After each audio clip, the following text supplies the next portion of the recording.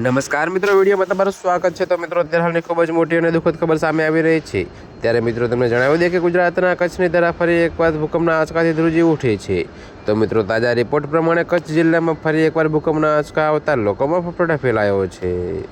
તો મિત્રો, શ્રાપરમાં મોડી રાત્રે 1:30 વાગ્યાની આસપાસ 2.6ની તીવ્રતાનો ભૂકંપ આવતા લોકો ઉઠીને ઘરની બહાર દોડ્યા હતા।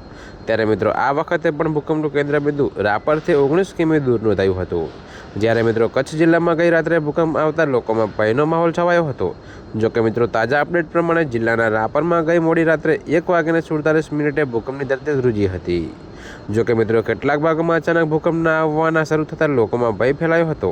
ત્યારે મિત્રો, ભૂકંપની તીવ્રતા રિક્ટર સ્કેલ 2.6ની નોંધાઈ અને કેન્દ્રબિંદુ રાપરથી 19 કિમી દૂર નોંધાયું હતું। જી હા મિત્રો, તો હાલ માટે આટલું જ। મળીશું નવી અપડેટ સાથે। અને જો તમને મારા વિડીયો પસંદ આવતા હોય તો વિડીયોને લાઇક, કોમેન્ટ, શેર અને અમારી ચેનલને સબસ્ક્રાઈબ કરવાનું ભૂલતા નહીં મિત્રો।